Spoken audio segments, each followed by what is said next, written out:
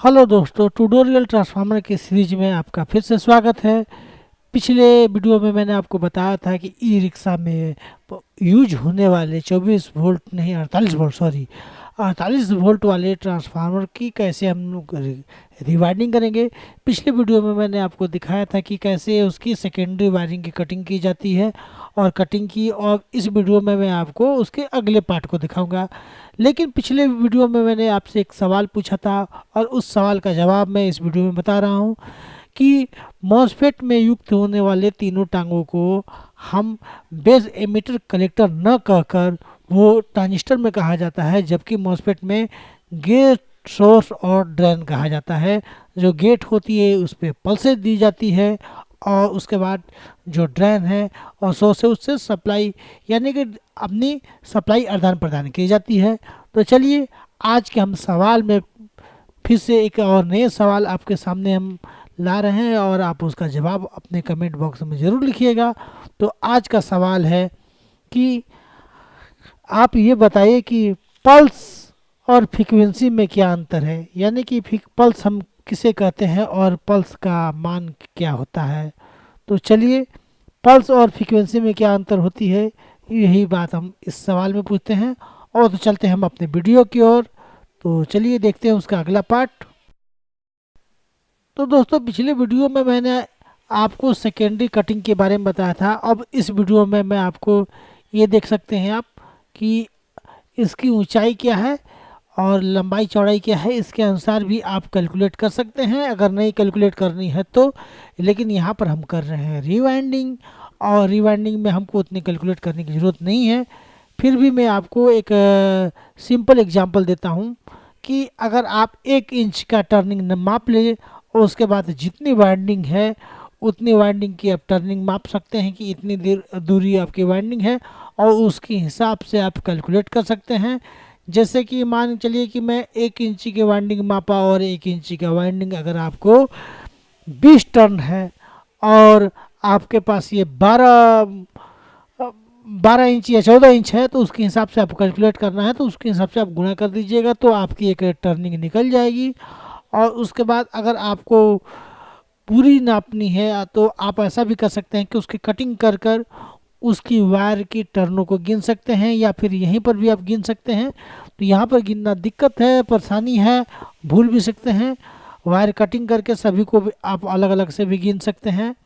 और अगर wire cutting करके नहीं गिन पाते हैं किसी कारण से तो आप कुछ मत कीजिए, वायर को आप कटिंग करके उसके वज़न को तौल लीजिए और जितनी गेज की है उतनी वज़न की आप वायर ले लें, और जिससे आपका ये टर्निंग पॉइंट आपकी निकल जाएगी कि कितनी आपकी टर्निंग है। तो एक वो कारण हो गया। दूसरा आप ये भी कर सकते हैं कि आप पूरी टर्न वायर के वेट कर लेते हैं और वेट करने के बाद उस उतनी वायर को आप लपेट दीजिए तो आपकी हो जाएगी। तो यहाँ पर आपको साथ दिक्कत क्या है कि आपको रोटरी स्विच में आपको कनेक्शन करना है, तो आप कॉमन से यानी कि जो रोटरी स्विच की है यानी कि एक लूप या 2 लूप आप गिन लीजिए। उसके बाद आप जैसे इसमें 6 लूप है, किसी में 4 लूप होते हैं, तो उतने हिसाब से आप कैलकुलेट करके निकाल लीजिएगा। यहाँ पर एक एक लूप 15-15 टर्न की निकली है। तो मैं आगे आने वाले वीडियो में आपको ये बता दूंगा कि पूरी कुल टर्न कितनी है, प्राइमरी पूरी की पूरी टर्न कितनी है और सेकेंडरी की टर्न कितनी है, ये मैं आने वाले वीडियो में आपको बता दूंगा। तो चलिए इस वीडियो में हम सिर्फ इसको देखते हैं कि इसको हम पूरी तरह कटिंग कर लेते हैं। तो यहाँ से मैं थोड़ी सी वीडियो को फास्ट फॉरवर्ड करूँगा क्योंकि वीडियो अनावश्यक बहुत बड़ी हो जाएगी। उसके बाद हम सारी लूप है सारी लूपों को हम कटिंग कर लेंगे। तो और उसके बाद आपको क्या करना है कि दोनों का वायर गेज नंबर आपको नोट कर लेना है, क्योंकि उससे आपकी ज़्यादा आसानी हो जाएगी। वायर गेज के बाद आपको दोनों को आपको वेट कर लेना है। वेट करने से पहले आप उसकी जो स्लीविंग है इत्यादि है वो निकाल लें, क्योंकि वेट में उसका भी वेट जुड़ जाएगा। तो आप वेट करके उतना ही वेट की आप सिर्फ क्या करें कि आप जो लूप निकालना है उसके बारे में मैं अगले वीडियो में बता दूंगा कि कैसे आपको लूप निकालना है। केवल आप 1 या 2 लूप की कनेक्शन आप वो टर्निंग इन लेते हैं, कनेक्शन देख ही लिए हैं आप। फिर कनेक्शन इसकी मैं आगे वीडियो में बताऊंगा कि इसकी कनेक्शन कैसे होगी। तो चलिए इस वीडियो में सारी की सारी हम लूप की कटिंग कर लेते हैं। और इसको मैंने थोड़ी सी फास्ट फॉरवर्ड इसलिए की है क्योंकि ये वीडियो हो जाएगी काफ़ी लंबी और इस वीडियो को हमें छोटी करनी है। तो चलिए हम इस वीडियो को छोटी कर लेते हैं थोड़ी सी। और इसकी कटिंग करने के बाद आप देख सकते हैं कि हमने ये वीडियो काफ़ी तेज़ी से इसकी कटिंग हमने स्टार्ट कर दी है।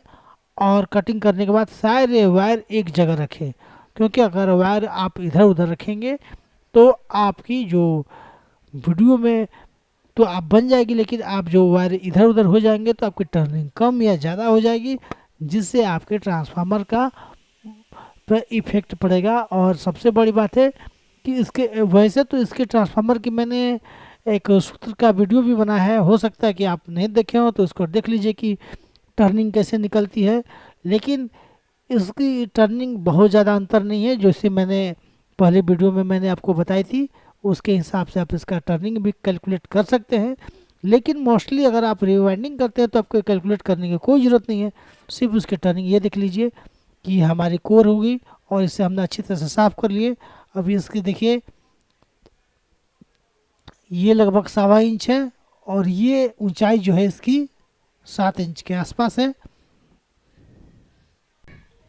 तो उसके बाद आप देख सकते हैं तो इसके हिसाब से भी आप कोर एरिया निकाल सकते हैं और कैलकुलेट कर सकते हैं। तो मैं यहाँ पर अभी कोर एरिया और कैलकुलेट करना नहीं बताऊँगा, मैं सिर्फ आपको ये बताऊँगा कि आप कैसे उसकी डुप्लीकेसी करना। उसके बाद ये देख सकते हैं कि मैंने उसके कटिंग के लिए ये पतली वाली कार्डबोर्ड, यानी कि आप देख सकते हैं ये जो हमारे यहाँ बॉडी आती है वो कार्डबोर्ड उसके साइज की मैंने कटिंग कर ली है। और कटिंग करने के बाद अब हो सकता है तो फेविक्विक इत्यादि से इसे चिपका दें ताकि ये हिल ना पाए। और उसके बाद हम उसकी आगे की प्रक्रिया करेंगे, क्योंकि यहाँ पर ये जो कोर है ये पूरी लोहे की है।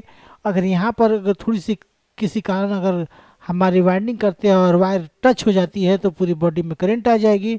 इसलिए हमें इसको थोड़ी सी